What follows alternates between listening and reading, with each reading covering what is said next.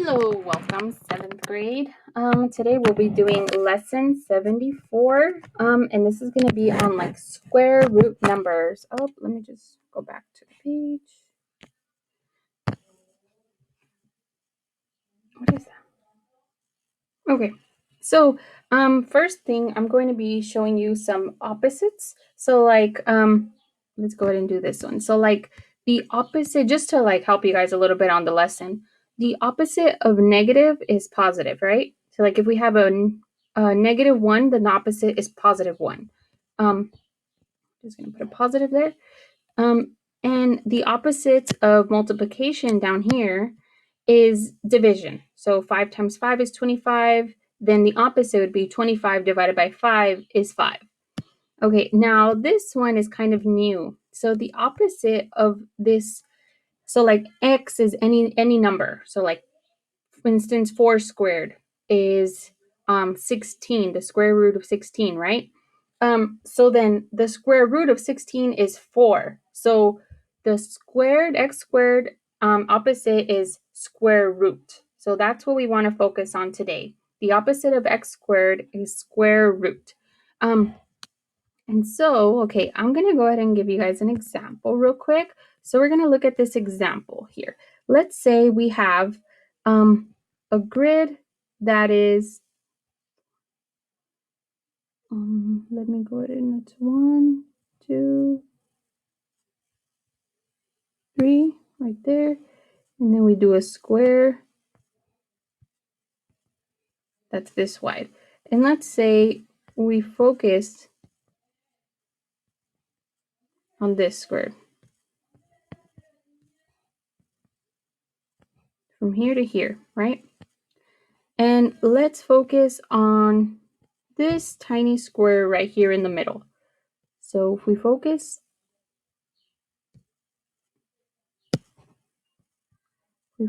on that square, this square right here. Make it bold so everybody can see. So let's say that each side was the same. So each measurement, so like let's say this is 1 inch and this is 1 inch right there, right? So then if each measurement is the same in distance, and let's say we made a triangle out of this. So like let's say we made a triangle this way. We're just focusing on this square right here. Then this side is the same as this side, but I don't know what this side is. So then I can find the area of this, right? So like the area of this is the same as the area of this, right? Those are the exact same squares. Remember, the area of a square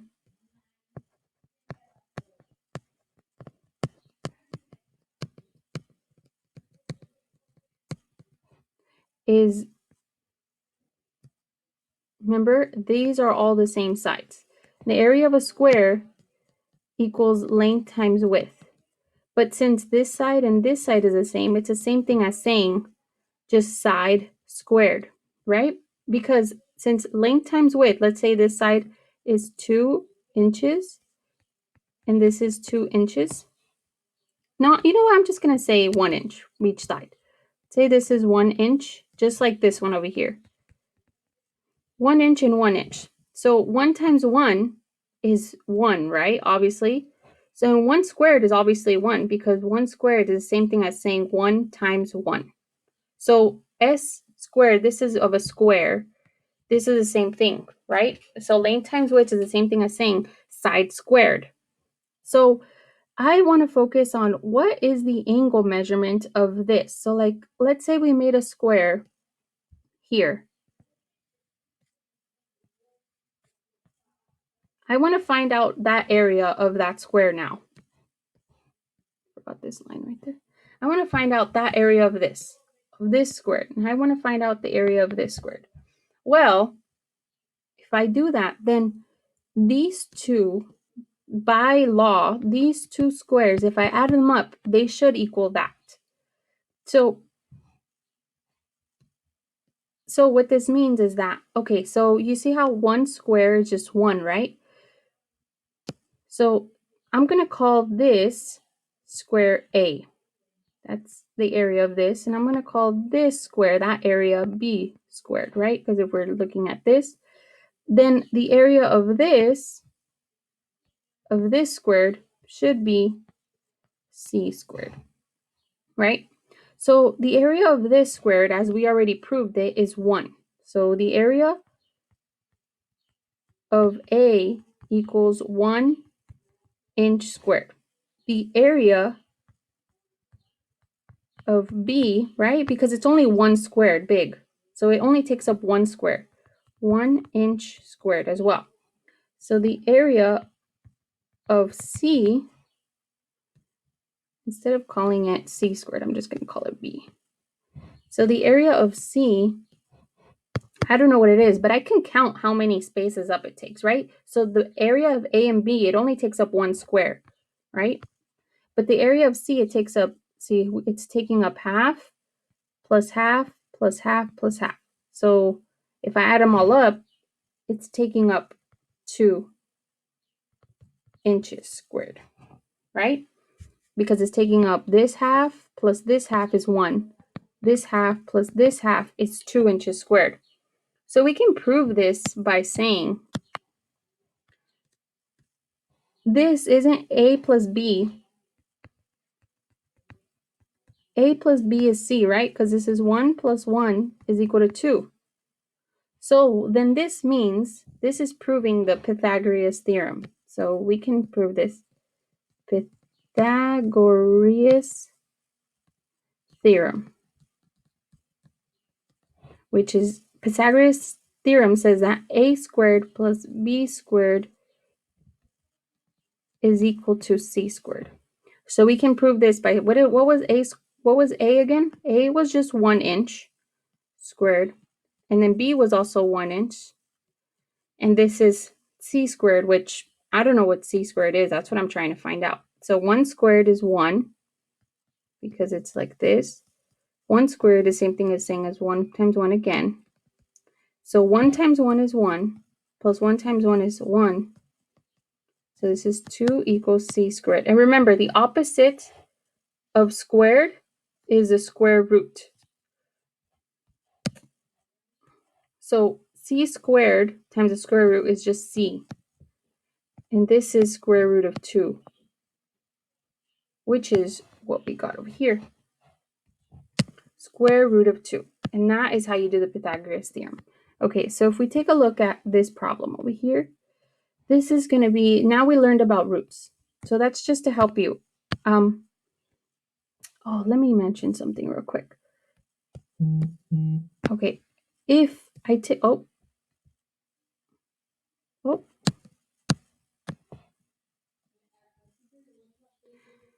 if I take a look at that square again, if we have a triangle that has the measurement both sides equal and this one is different, so this side was 1, this was 1, then this one will always be square root of 2. So for instance, we have another triangle that these ones are the same. So this is 100 and this is 100. So then the opposite side, the hypotenuse, would be 100 square root of 2, right? So this is hypotenuse.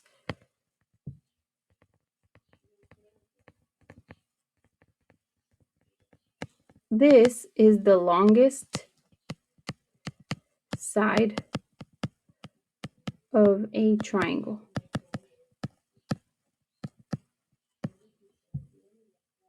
That's the longest side of the triangle. You see 100 and 100. This 100 times square root of 2 is longer than 100. So if we do another problem, for instance, let me go ahead and zoom in right here. If I do this other problem, so let's say I have another triangle. And this side was 3. This side was 3. I'm gonna put centimeters. Then this side over here is going to be 3 times square root of 2 centimeters. So that's something that you should always remember. And we proved it over there on the Pythagoras theorem. It's always going to be that square if these two are the same. It doesn't work if the two are opposites. So as long as this is a right angle and these are the same, so like another example, if this side is 7 feet and this side right here is 7, then this side should be 7 feet. Okay, we got that.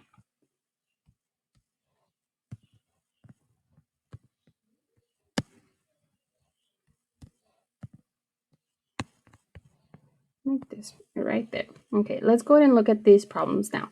Now we have to simplify this squared root. And what this means, we're going to do a product tree.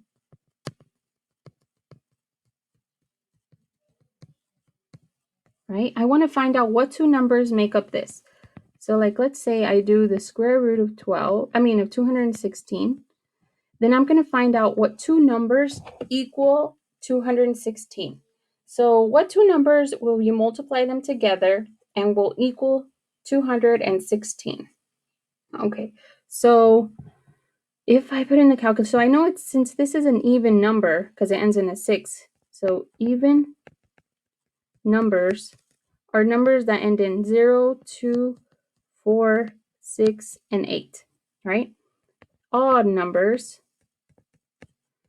are 1, 3, 5, 7, and 9, right? So even numbers always go divisible by 2. But this one I can see, if I look in the calculator, I'm just going to divide by, I know that 12 times 18 equals 216.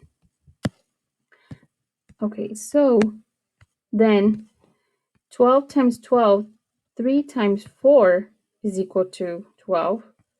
Then 2 times 2 is equal to. And I can, this is 9 times 3. No, not 9 times 3. 9 times 2. And then I have 3 times 3.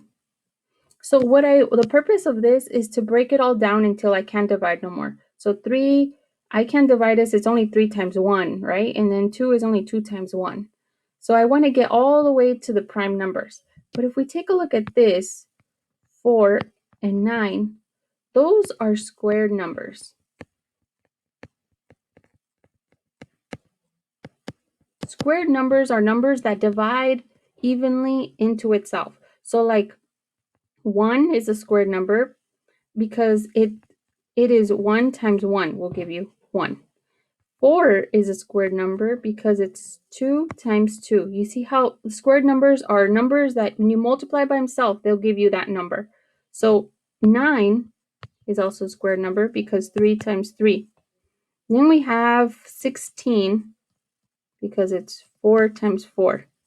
What about 5 times 5? It's 25. Good. So 6 times 6, 36. And this list goes on forever. And for all the squared numbers. So squared numbers are numbers like so it's 1, 4, 9, 16, 25, 36, 49 because 7 times 7, and then dot dot dot, right? Okay. So what the purpose of this product tree is, I want to go on until I get squared numbers, because and then, so like this squared number, so whenever I have a pair, so just like these, I have a pair right here. I have a pair of 3. Oh, I shouldn't have done that. I have a pair of 3. So when I have a pair of 3, what I want to do is put them on the outside. So 2, I have a pair of 2, so I can put them. I also have a pair of 3. And then I'm going to put a square root because I don't have a pair of, there's no other 3 I can pair it with. And then I also have a 2 left. So our answer, or I can put it up here, is 2 times 3 is 6. And then 3 times 2 is also 6. So the square root of 216 is 6 6 times square root of 6. And I know this might seem really tricky at first, but let's go ahead and do another example. Okay, so the other example was the square root of 210.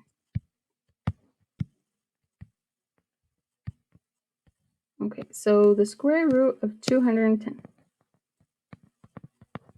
So again, this is another even number. So I know that, let's see, what if I divide it by 2?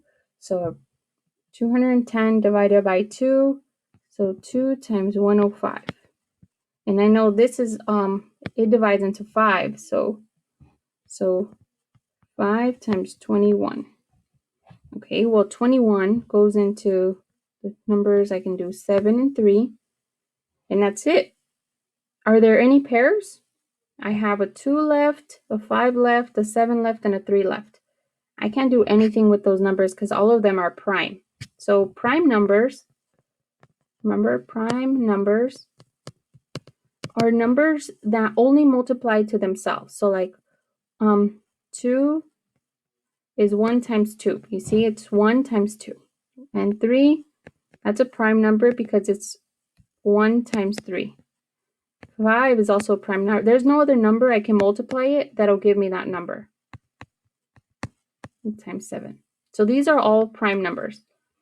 So they're numbers that can only multiply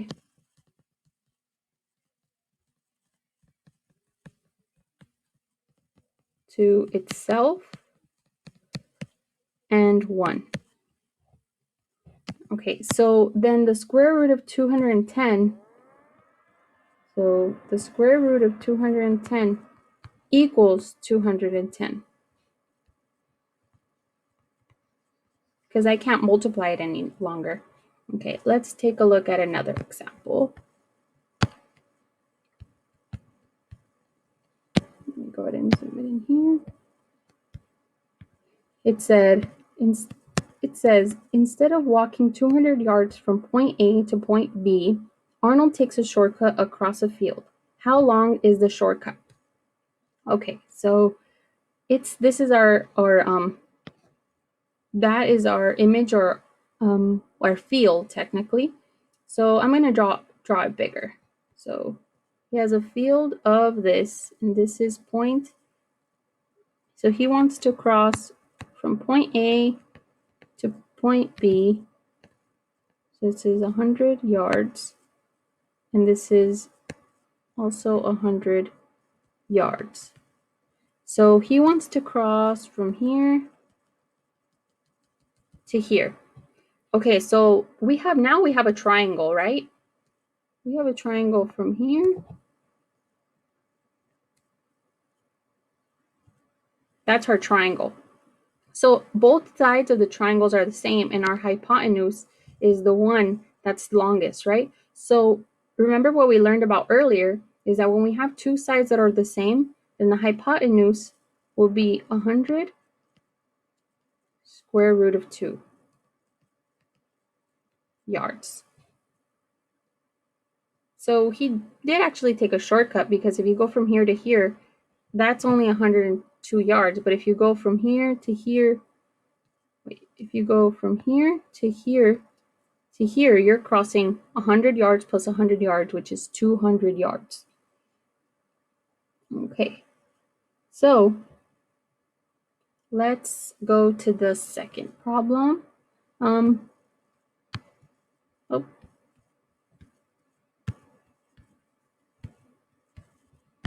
Okay, so I'm just gonna go ahead. This is just like a note for you guys. It says approximate values of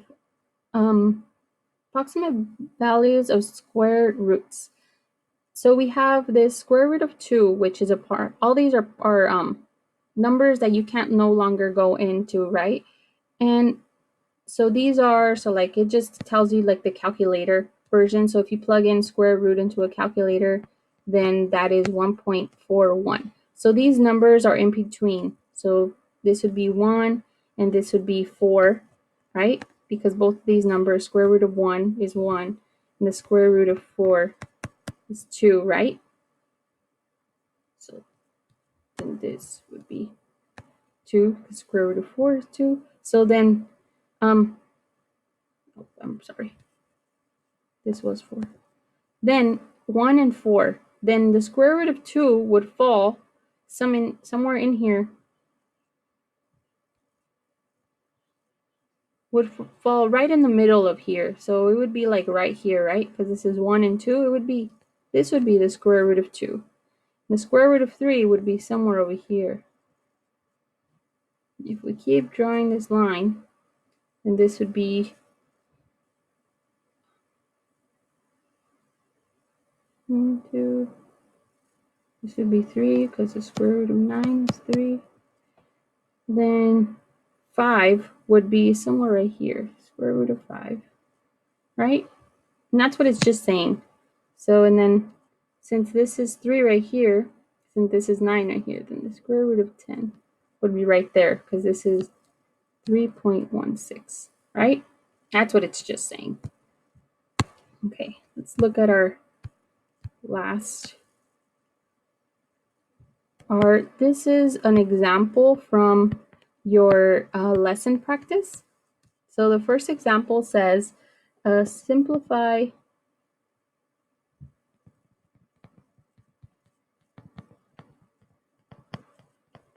if possible. So our first example is square root of 20. Okay, so let's pick two numbers that equal 20. And so I can do 5 and 4. And then 4 is a squared number, right? 4 is a squared number because 2 times 2. We already have a pair. So that means that I can take this pair out. So I can take 2 out. And we're left with 5. So that's our answer. So the square root of 20 is 2 times the square root of 5. Okay, let's take a look at another example just to help you guys out a little bit. The next one, so number 2, we're going to simplify if possible again. So the square root of 24. Let's pick two numbers again. I can think of 6 times 4. And good, 4 is a squared number because 2 times 2. And then 3 times 2, that's not a pair. I can take this pair out. So that would be, I can take out 2. And then we have left 3 and 2. So then that means inside the square root, I would put 3 and 2. Right? So if we simplify, this would be 2 times 3 times 2, which is 6. So that would be our answer. Okay, I can give you guys another example just in case. So we have the square root of 27. So the square root of 27, I can take out 9 times 3, right? Because 9 times 3 is 27. And then 9 is a squared number because 3 times 3.